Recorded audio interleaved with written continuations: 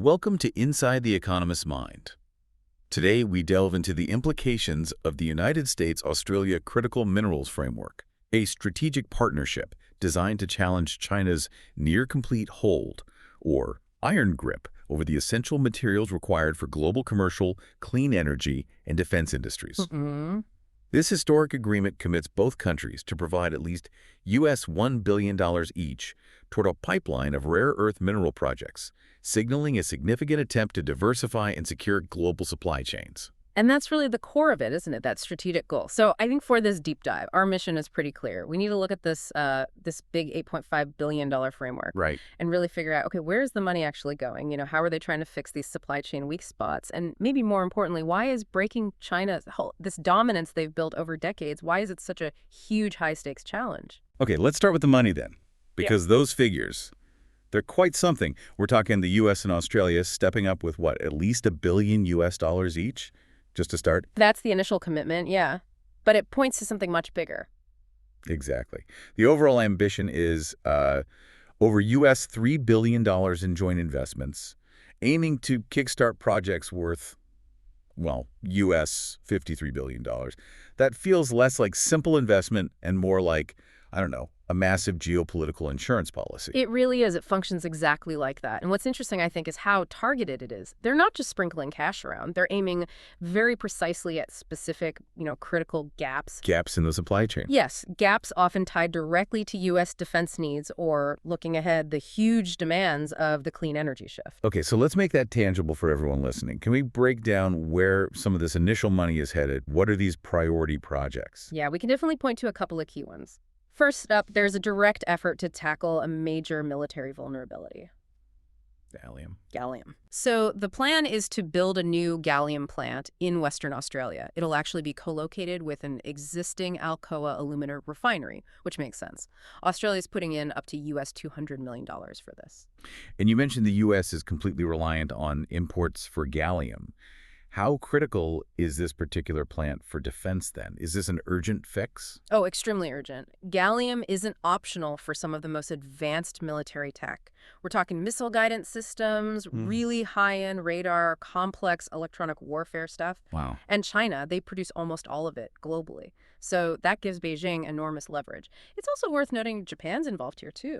So it's a multi-nation effort. Exactly. It shows allies are really pooling resources to try and eliminate what's essentially a single point of failure in a critical defense supply chain. Okay, so gallium addresses that immediate military risk. What about the longer-term challenge, the multi-trillion-dollar shift to clean energy? Where's the framework investing there? Right. Well, that brings us to the Arafura Rare Earths project. This one's up in the Northern Territory, quite a way north of Alice Springs. Here, Australia's already committed a $100 million equity injection, and the U.S., they're looking at potentially investing up to $300 million, though that's still pending final checks, the due diligence. And what will Arafura produce? They're aiming to produce neodymium and praseodymium oxides. NdPr. Right. We hear those terms a lot now. For listeners who maybe aren't deep into magnet tech, why are those particular elements so important? They're absolutely fundamental to modern high-performance technology. Think of them as the special sauce for magnets. They let you create incredibly powerful magnetic fields in very small, lightweight packages. 15.4. Oh, everything. Electric vehicle motors, definitely. The generators in huge offshore wind turbines, sophisticated medical devices like MRI machines. And yes, they pop up in precision defense systems too. It's all connected. It really shows how quickly this partnership has evolved, doesn't it? From technical cooperation in 2019 to this big 2023 compact on climate, critical minerals, and clean energy, it feels like really deep strategic integration now. It absolutely is. It's moved way beyond just talking points. This is about shared industrial and security strategy. It's a full spectrum partnership now. And the clear target of this partnership is what the sources keep calling China's iron grip.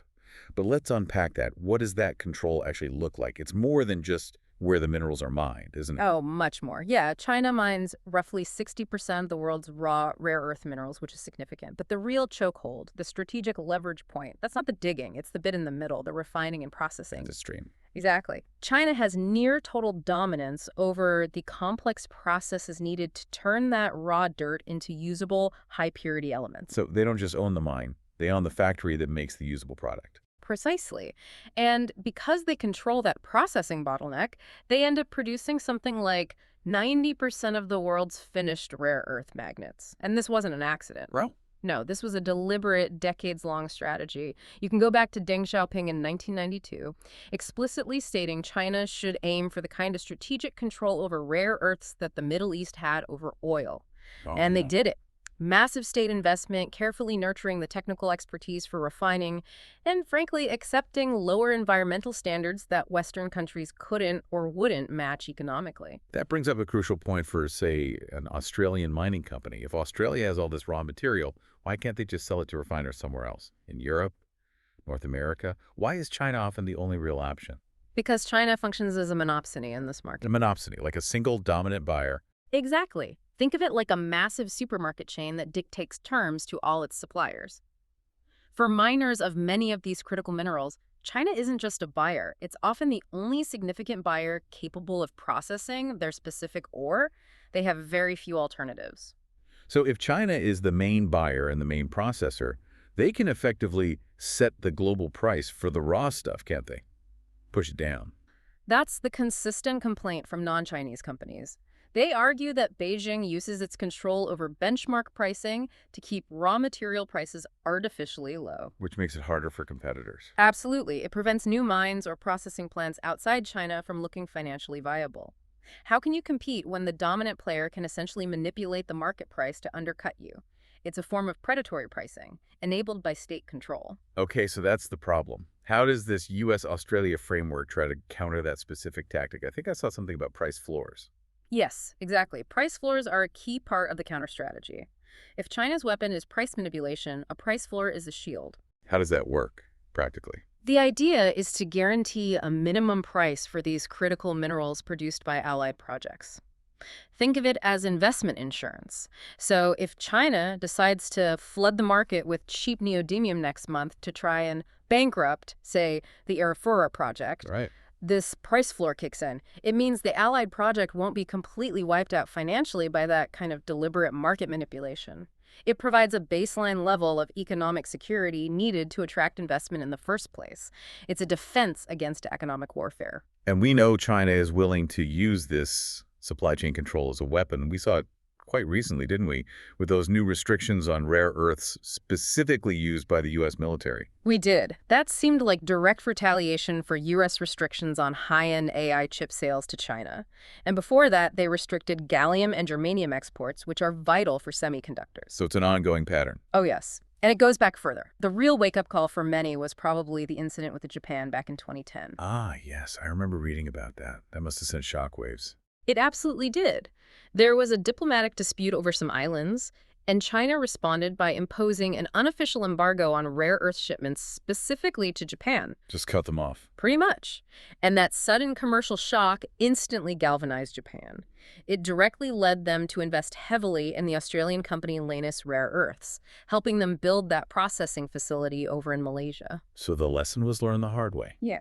Rely solely on China, and your economy, even your foreign policy, becomes vulnerable to their leverage. Precisely. It demonstrated that these weren't just commodities, they were strategic assets that could be weaponized. That's direct economic and geopolitical pressure. But the sources also mention other tactics, these non-market strategies.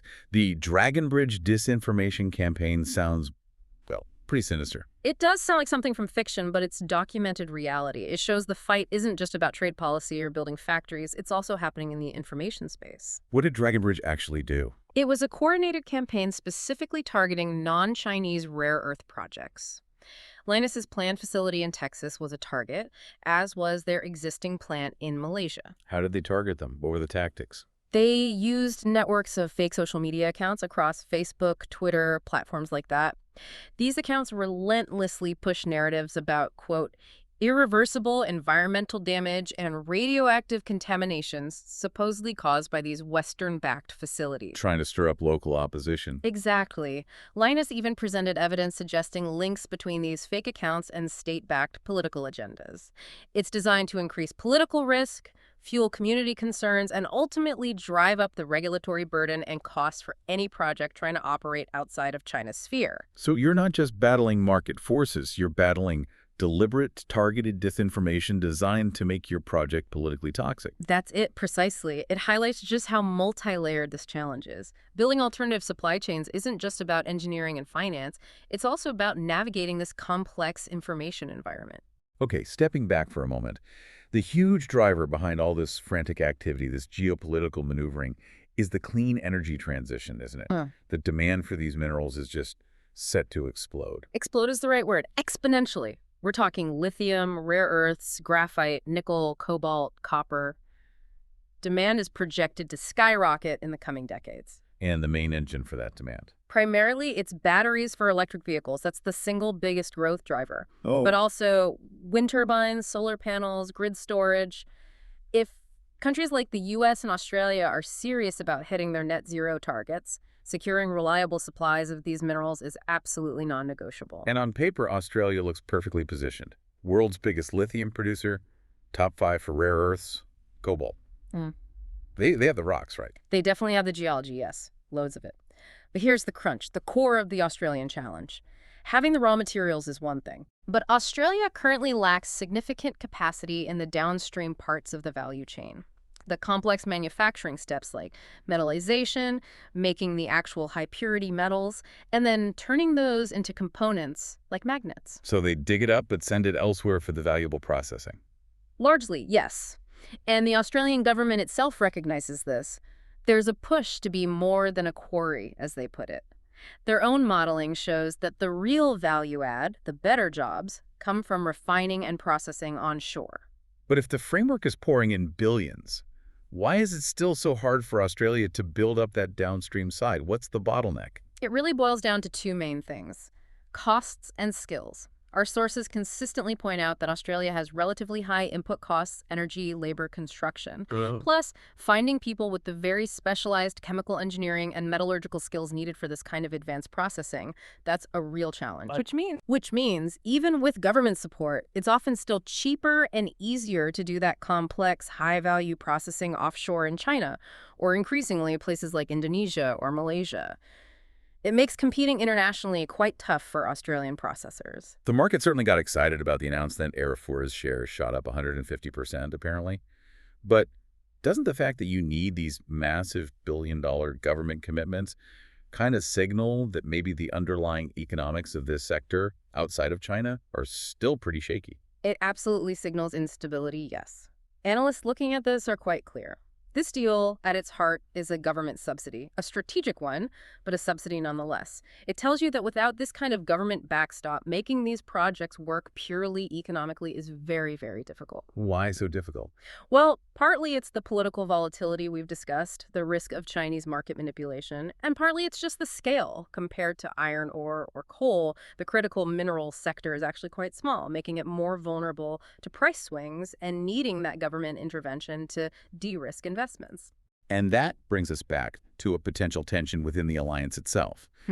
Does U.S. policy seem geared more towards protecting its own companies, perhaps leaving allies a bit more exposed? Well, that's the tricky contradiction some sources point to. You have U.S. firms like MP Materials benefiting from government-guaranteed minimum prices, sometimes significantly higher, nearly double what China offers on the open market. Right. Meanwhile, key allied producers like Australia's Lynas have largely had to navigate those volatile global markets, facing Chinese oversupply and price pressures without the same level of guaranteed price support. So not quite a level playing field, even among allies. It raises questions. If the goal is genuinely diverse, resilient allied supply chains, shouldn't that strategic protection, like price floors, be applied more consistently across the key players in that network, not just domestically focused? It's a critical point for the long-term success of this strategy. Okay, so let's try and wrap up this deep dive. What we've seen is the U.S.-Australia critical minerals framework as a really significant billion-dollar strategic play. It's using Australia's vast mineral wealth to try and build secure supply chains for defense and clean energy. And it's directly confronting China's dominance, particularly in processing and trying to counter their control over pricing. Absolutely. It's fundamentally driven by geopolitical risk and the need for resilience. You could almost call it an economic conflict fought with capital investment, where the main battleground is refining capacity. The objective is security, but the tool, for now at least, seems to be significant ongoing government support. Which leaves us, and you the listener, With a final thought to ponder. Well, We heard how U.S. policy seems to have offered strong price protection mainly to its domestic firms, while crucial Australian allies like Linus face more market volatility. So the question is, if building these stable, diversified supply chains truly depends on continuous government subsidies and guaranteed price floors, what does that really tell us about the long-term economic viability of this whole endeavor? Can you truly break a global monopoly if the alternative requires permanent life support?